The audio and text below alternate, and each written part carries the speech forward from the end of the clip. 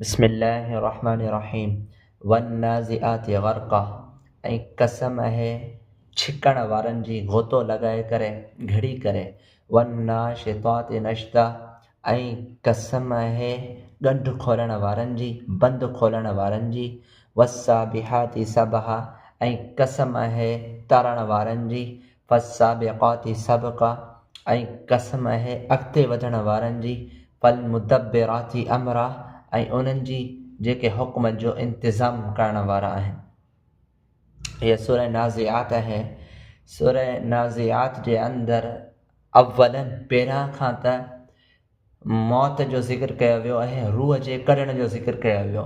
हक़ीक़त इहा आहे त हिन खां अॻु में जेका सूरत हुई सूरह नबा अम्मा यतसाअलून, इन सूरत जे अंदरि अल्लाह तबारक व तआला क़यामत जो ज़िक्र करणु फरमायो ऐं अहिड़े तरीक़े सां क़यामत जो सबूत पेश कयो ऐं जेके क़यामत जा मुनकिर हुआ उन्हनि जे लाइ वईदूं ऐं दलाइल वाज़े करे उन्हनि खे ॿुधायो वियो ऐं सम्झायो वियो।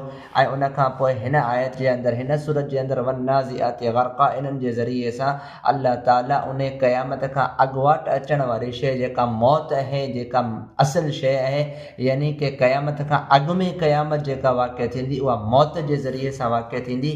त पहिरां त क़यामत जो ज़िक्र कयो वियो ऐं हिननि आयतुनि जे अंदरि उन मौत जो ज़िक्र कयो पियो वञे ऐं अहिड़े तरीक़े सां उन मौत खे यादि ॾियारायो पियो वञे त इन मौत जे ज़रिए सां ई गोया क़यामत वाक़िअ थी वेंदी ऐं हर माण्हू जे लाइ क़यामत उन जी मौत आहे। जॾहिं उन जी वफ़ात थींदी त उन टाइम ते उन जे लाइ हिसाब ऐं किताब ऐं उन जे लाइ जज़ा ऐं सज़ा ऐं सवाब ऐं हर मामिलो उन जे लाइ इन ई टाइम खां शुरू थी वेंदो हलो।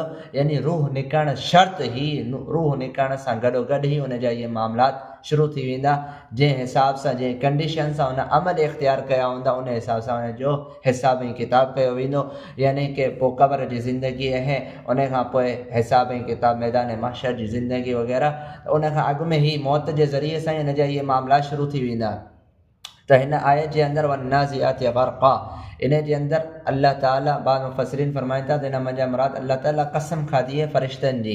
वन्नाज़िआत, इन मंझा उहे फ़रिश्ता मुराद आहिनि जेके छिके कढण वारा आहिनि। ग़र्क़ा, रूह खे गोतो हणी करे, यानी अंदरि घिड़ी करे रूह खे कढण वारा आहिनि। इन मंझा मुराद काफ़रनि जो रूह आहे त काफ़रनि जे रूह खे सख़्ती सां कढण वारे फ़रिश्तनि जी कसम, यानी कि काफ़रनि जे रूह खे सख़्ती सां कढियो वेंदो। उन्हनि जी सख़्ती इन जे करे हूंदी उन्हनि जे लाइ त हू ईअं चाहींदा त असांजी ॾिस मुंहिंजा रूह अंदरि ई रहे, ॿाहिरि न निकिरे, ऐं हू अंदरि ई जेको आहे सो रूह खे रखणु चाहींदा। त उन टाइम ते का शइ अंदरि हुजे, कमरे जे अंदरि बंदि थियलु हुजे त उन में अंदरि घिड़ी करे उन शइ खे उन में कढियो वेंदो। त इन काफ़रनि जे रूह खे फ़रिश्ता अंदरि घिड़ी करे छिके पटे कढंदा। उनखे ग़र्क़ा चयो वियो त अंदरि गोतो हणी करे, अंदरि घिड़ी करे सख़्ती सां नाज़िआत छिके करे रूह खे कढण वारा जेके फ़रिश्ता आहिनि उन्हनि जी कसम। उन खां पोइ आहे वन्नाशिताति नश्ता, इन मंझा मुराद ईमान वारनि जे रूह जे हवाले सां ज़िक्र कयो वियो त ईमान वारा जेके माण्हू हूंदा, ईमान वारे माण्हुनि जो रूह जेके फ़रिश्ता कढंदा, उन्हनि फ़रिश्तनि जी कसम त उहे जेको आहे सो ॻंढ खे खोलण वारा हूंदा, यानी कि बंदि खे खोलण वारा। इन्हनि जी मिसाल ईअं त आसानी सां ईमान वारनि जे माण्हुनि जो रूह निकिरी वेंदो। यानी मिसाल जे तौर ते का शइ जेको आहे सो, यानी हवा हुजे, का कंहिं शइ जे अंदरि बंदि हुजे, या जेको आहे सो पाणी हुजे कंहिं शइ जे अंदरि बंदि हुजे, बोतल वग़ैरह में उनजो ढक जेॾी महिल खोलिबो त उन टाइम ते उहा शइ हिकदमि निकिरी वेंदी। त ईअं ई आसानी सां ईमान वारे माण्हुनि जो रूह निकिरी वेंदो।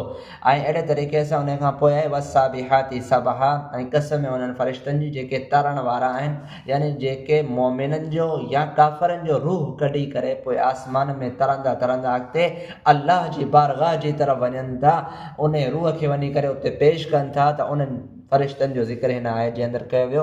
उन खां पोइ फरमायो वियो फस्साबिक़ाति सबक़ा, ऐं कसम उन्हनि फ़रिश्तनि जी जेके अॻिते वधण वारा आहिनि। अॻिते यानी कि उन्हनि रूहनि खे खणी करे अल्लाह वटि पेश करण वारा, अल्लाह जे अॻियां हाज़िर करण वारा। ऐं उन खां पोइ आहे फलमुदब्बिराति अमरा, उन हुक्म जो इंतिज़ाम करण वारा, यानी कि उन खां पोइ अल्लाह जी तरफ़ खां जेको हुकुम उन्हनि खे मिले थो त हीअ रूह बद हो, बुरा अमल हिन कया हुआ, हीअ काफ़िर माण्हू जो रूह हिन खे अज़ाब जे अंदरि मुसलत कयो वञे, ऐं हीअ नेक माण्हू जो रूह हिन जे लाइ आसानियूं पैदा कयूं वञनि। त जेको हुकुम अल्लाह जी तरफ़ खां मिले थो उन हुकुम खे पूरे करण जे अंदरि उनजो इंतिज़ाम करणु लॻनि था उन्हनि फ़रिश्तनि जी कसम। हिन सूरत जे अंदरि इब्तिदाअन अल्लाह ताला फ़रिश्तनि जो ज़िक्र कयो, उन्हनि जी कसम खाधी। हक़ीक़त हाल इहा आहे त इन मंझां इन शइ जी वज़ाहत ऐं यकीनी हतमी शइ हुअण जी तरफ़ इशारो कयो वियो त जंहिं शइ जो अल्लाह ताला कसम खाधो आहे त उहा शइ वॾी अहम तरीन ऐं मुअज़्ज़ज़ ऐं अज़ीम तरीन ॻाल्हि आहे। यानी उहा इहा आहे त मौत वाक़िअ थियणी आहे ऐं मोमिननि जे रूह खे बि कढियो वेंदो, काफ़रनि जे रूह खे बि कढियो वेंदो, पर मोमिननि जो ईमान वारनि जो रूह आसानी सां निकिरी वेंदो ऐं काफ़रनि जो रूह सख़्ती सां निकिरंदो। त लिहाज़ा इन शइ जो अल्लाह ताला हिन जे अंदरि ज़िक्र कयो। ऐं बाक़ी उन खां अलावा हिन सूरत जी इब्तिदा जेका थी आहे वन्नाज़िआत कसम जे ज़रिए सां, हालांकि अल्लाह ताला जेको आहे सो हदीस मुबारका जे अंदरि नबी अलैहिस्सलाम इहो इरशाद फरमायो, मन हलफ़ बिग़ैरिल्लाह फ़क़द अशरक, जंहिं अल्लाह ताला खां अलावा ॿिए कंहिंजो कसम खाधो त उन शिरक इख़्तियार कयो। पोइ हिन जॻह ते इहो सुवालु पैदा थिए थो त पोइ अल्लाह ताला फ़रिश्तनि जी कसम छो खाधी आहे? त हिन जो आसान जवाबु इहो आहे त अल्लाह ताला इहो जेको फ़ैसिलो करणु फरमायो उहो मख़लूक़ जे बारे में फरमायो आहे, पंहिंजे पाण जे लाइ को बि फ़ैसिलो न आहे। यानी अल्लाह ताला जी ज़ात त कसम खाई सघे थी, बल्कि हक़ीक़त इहा आहे त अल्लाह ताला इन शइ जी कसम खाई करे इन्हनि जी अहमियत खे बयानु कयो आहे। बाक़ी इंसाननि जे लाइ हुकुम अलॻि आहे, जेको हुकुम इंसान जे लाइ आहे उहो अल्लाह जे लाइ हुकुम न हूंदो। त इंसाननि जे लाइ हुकुम इहो आहे त इंसान ॿी कंहिं शइ जो कसम न खाइनि सवाइ अल्लाह जे।